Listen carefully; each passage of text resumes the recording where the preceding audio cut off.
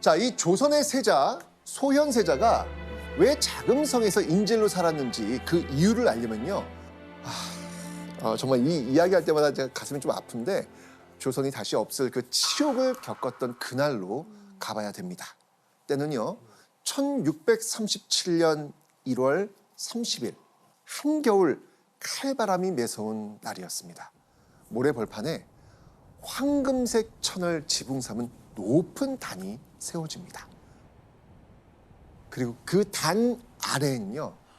남색 옷을 입고 두 손을 가지런히 모은 채 고개를 숙인 한 남자가 있었습니다. 그는 바로 조선의 왕 인조였습니다.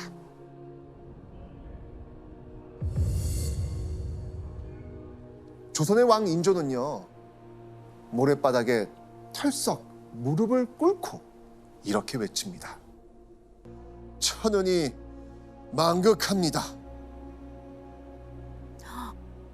인조는 연이어 양손을 이 땅에 대고 큰 절을 합니다. 그냥 절을 하는 게 아니고요. 할 때마다 이 이마가 땅에 닿게 세 번씩 고개를 조아립니다. 그렇게 두 번, 세 번 큰 절을 할 때마다 인조의 얼굴 어떻게 되었겠습니까? 흙이 계속 묻어. 그렇죠. 흙투성이가 되었겠죠. 그죠? 뒤에서 인조의 모습을 보던 신하들은 그 참담함에 흐느끼며 눈물을 흘렸겠죠. 와, 이거는 너무 굴욕적이네요. 그렇죠. 죽기보다 더 힘든 아마 수치심이 있지 않을까. 아마. 맞아요. 네. 그렇게 조선왕이 처절한 그 잘못을 빌었던 날. 이날이 바로 조선 역사상 유례를 찾기 힘든 치욕을 겪었던 삼전도의 굴욕이라고 말하는 바로 그날이었습니다.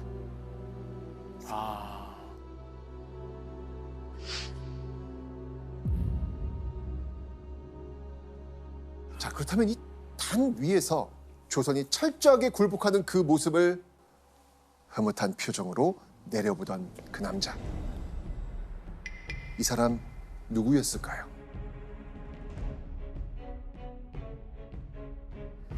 그는 바로 중국 청나라의 황제 홍타이지였습니다.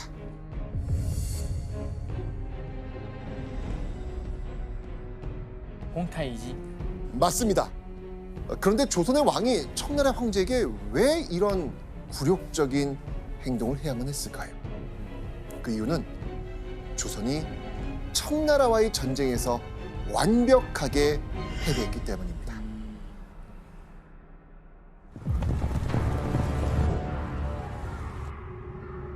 병자호란이란 병자년에 오랑캐가 쳐들어온 전쟁입니다.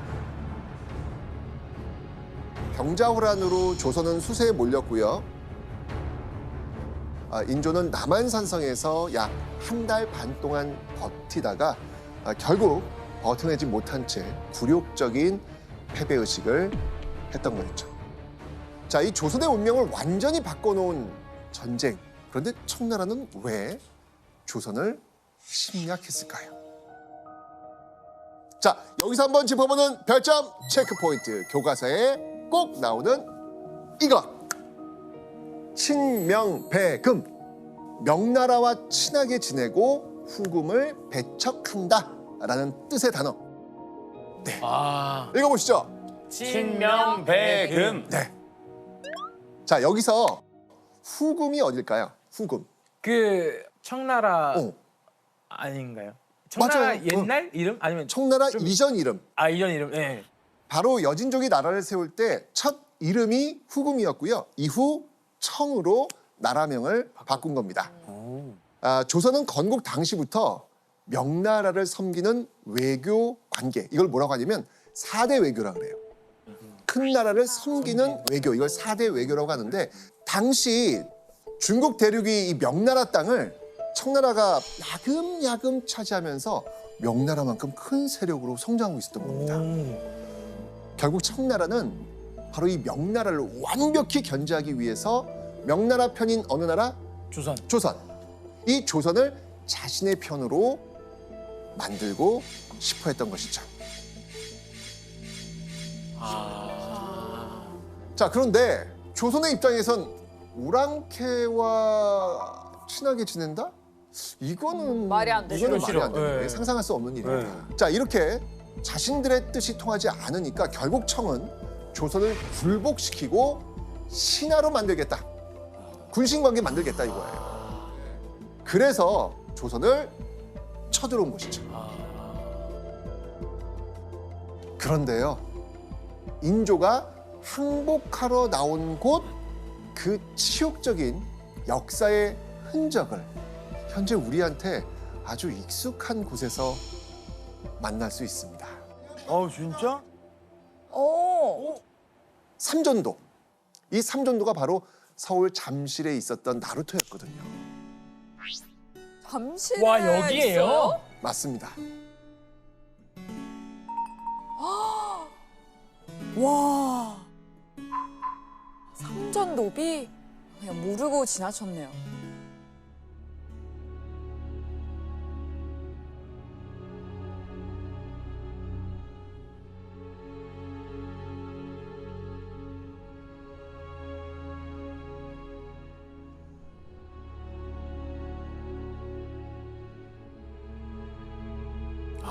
그래서 삼전도의 굴욕이구나. 맞습니다.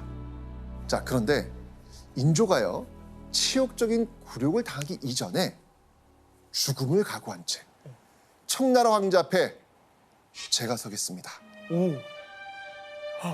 신한가? 이 사람이 누구일까요?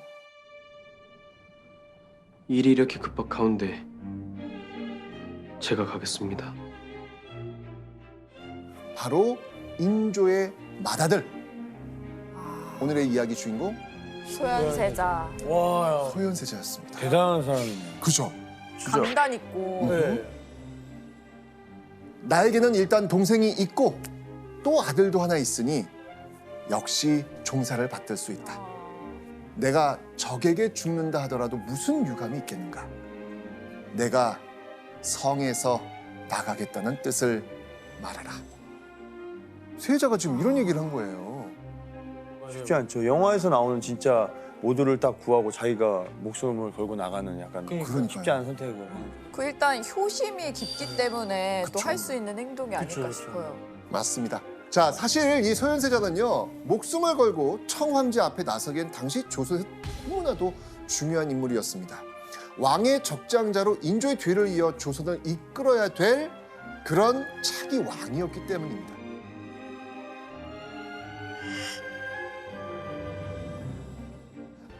여기 지금 전쟁 중이라고 했는데 어떤 전쟁? 병자호란이 일어나기 전 조선의 첫 번째 호란이었던 정묘호란이 이때 일어났습니다. 두 번의 호란이라는 이 어마어마한 비극을 겪은 소현세자. 그래서 자신이 대신해서 목숨을 바쳐서라도 청과의 전쟁을 끝내고 싶진 않았을까라는 그런 생각이 드네요. 자, 그렇다면 자, 이 소식을 들은 청나라의 반응은 어땠을까요? 근데 당연히 온다고 하는데 뭐 오케이 아니에요? 오케이.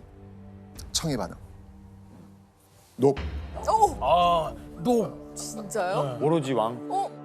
세자가 아닌 왕이 직접 나와서 항복해야 한다라고 하면서 세자의 항복을 거부합니다. 결국 오랑캐 나라의 조선의 왕이 항복하겠다라고 선언한 그때 청나라는요, 소현세자 이 두 부자에게 또 다른 난제를 던집니다. 산 넘은 산. 네. 네.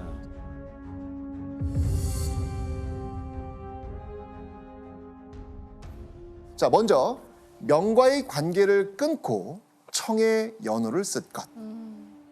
청의 출병 요청에 원군을 파견할 것.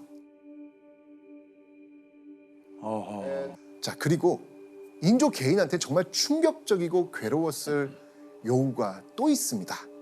바로 세자 및 다른 왕자와 대신의 아들이나 아우를 인질로 보낼 것. 끔찍하다 진짜. 조선의 차기 왕인 세자가 오랑캐 나라의 인질로 간다? 와, 이건 뭐 인조에겐, 아니 조선에겐 하늘이 무너지는 일이었습니다. 그러나 패전국의 왕은 거부할 수가 없었습니다. 참 뭔가 힘이 없을 때 이 서러움이 느껴져요. 맞습니다. 그럼 어떻게 해야 돼요? 솔직히 본인도 이렇게 하면서 이걸로 내가 끝내겠다 그렇지. 생각을 했었던 것 맞아요. 같아요. 근데도 계속 또 달라고 하니까 이제는 그냥 뭐 더 나아가서 그 청황제가 이런 얘기를 해요. 인조 뒤에를 이어서 내가 인질로 잡고 있는 세자를 왕위를 뒤를 잇겠다라고 하는 것을 얘기를 하거든요. 결국 그것은 세자를 볼모로 잡고 조선을 좌지우지하겠다는 그런 의도가 담긴 것이라 볼 수 있겠습니다.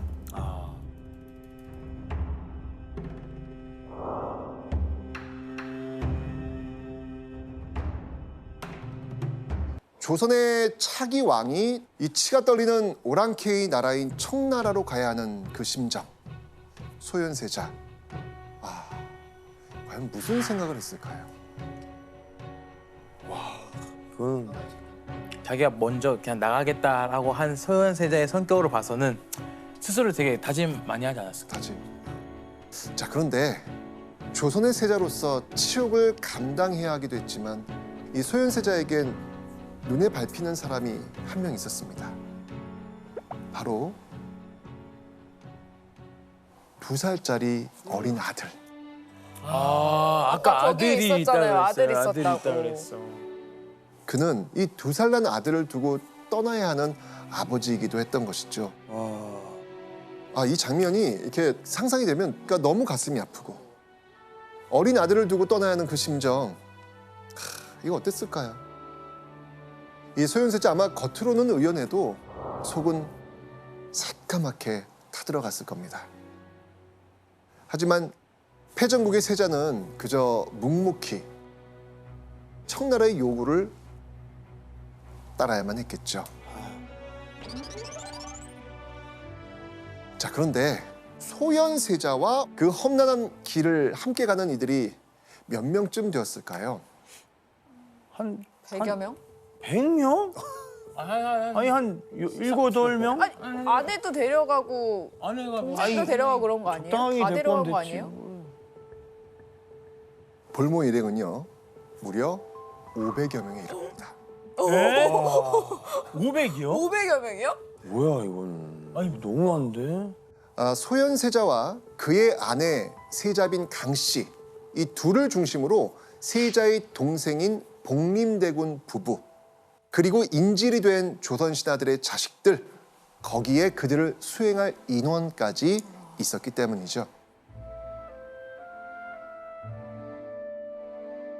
1637년 2월 아버지 인조는요 청나라로 떠나는 아들 소현세자의 일행을 배웅하면서 인소라는 청나라 장수에게 한마디를 하죠. 자식들이 깊은 궁궐에서만 생장하였는데 지금 듣건대 여러 날 동안 노숙하여 질병이 벌써 생겼다 합니다. 가는 동안에 온돌방에서 잠을 잘 수 있게 하면 다행이겠습니다. 이게 끌려가는데 피란 생활로 몸이 상한 자식을 걱정하는 그 아버지의 마음이었겠죠. 그리고 아버지 인조는 떠나기 전 아들 소현세자를 마지막으로 마주합니다. 인조는 울면서 언제 다시 볼지 모르는 아들에게 이렇게 말합니다. 힘쓰도록 하라. 지나치게 화를 내지도 말고 가볍게 보이지도 말라. 힘쓰도록 하라.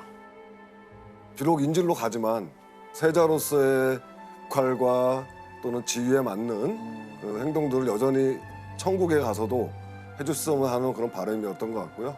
세자는 마음 무겁게 받아들였을 것으로 생각이 됩니다.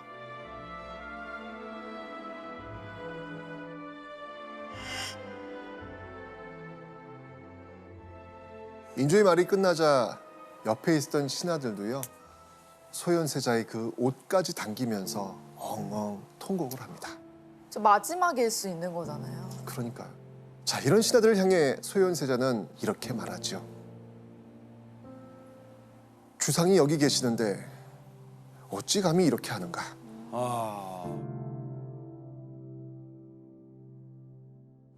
그리고는 의연하게 말에 올라타 그렇게 청나라로 출발합니다.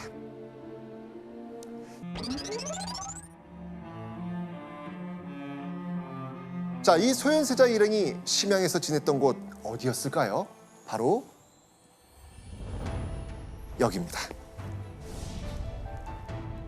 자, 이거는요 성경여지 전도라는 건데요. 청나라 수도인 이 심양 도성 내 주요 관청을 지금 그려놓은 겁니다. 보시면 바깥으로 크게 둘러진 외성이 있고요. 그 안쪽에 청나라 황제 홍타이지가 사는 집 황궁이 있습니다. 자, 그 우측 아래를 보면 덕성문이 있죠.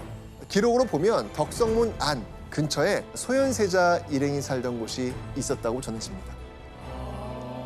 그곳의 정식 명칭은 심양관,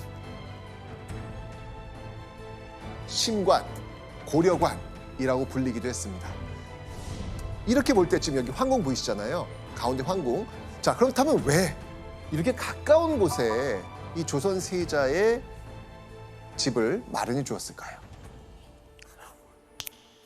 황제께서 지켜보고 있다. 지켜보고 있다. 맞습니다.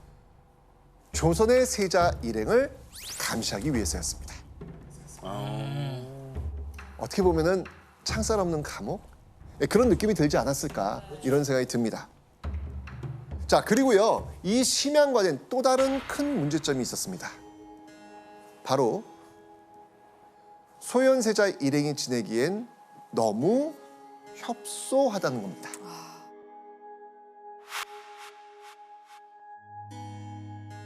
근데 기록으로 보면 심양관은 18칸 정도의 방이 있었다. 이렇게 지금 전해지고 있습니다.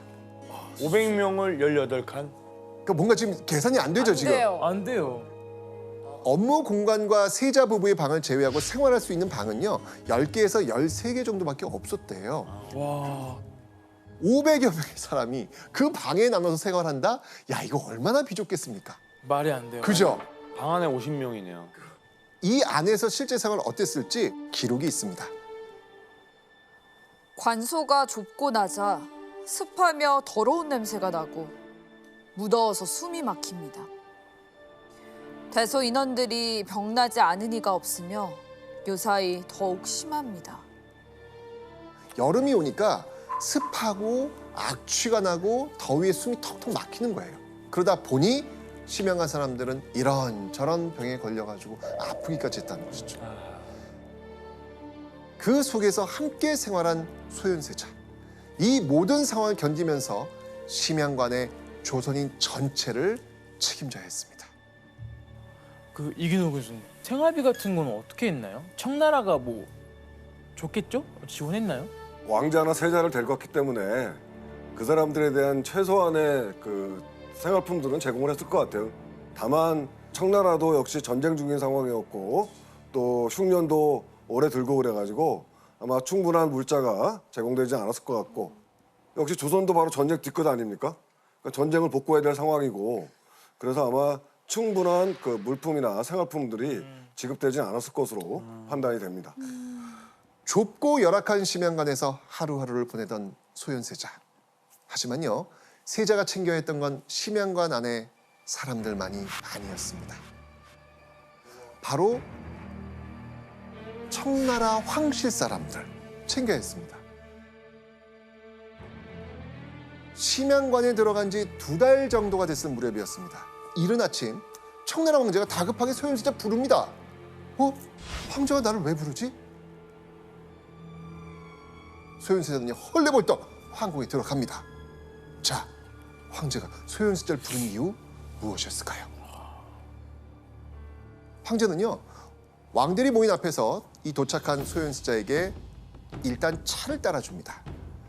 청나라 사람들 사이에 끼어가지고 차를 마신 소현세자, 당연히 황제의 그 다음 말을 기다리고 있었겠죠. 그렇죠, 그렇죠. 그 다음 말, 곧 황제가 이렇게 말합니다.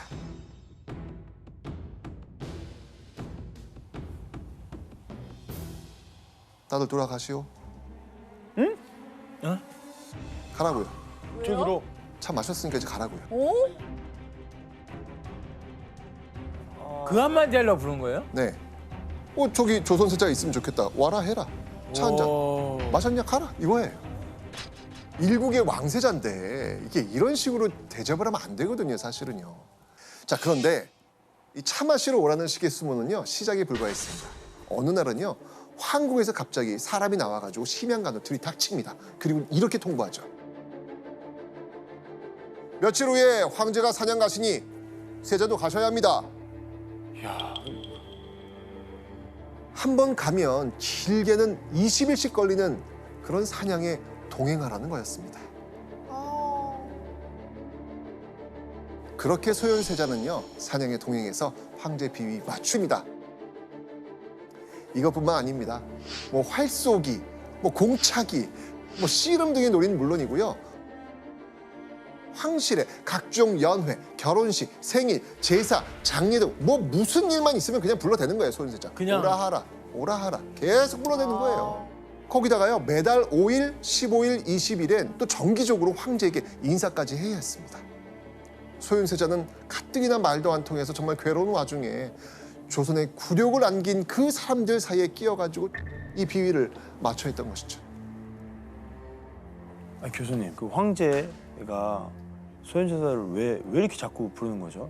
청황제 입장에서는 조선의 세자 즉 소현세자를 아마 볼 때 아마 전리품으로 생각을 할 수가 있겠죠. 내가 이겨가지고 저 세자를 데려왔다.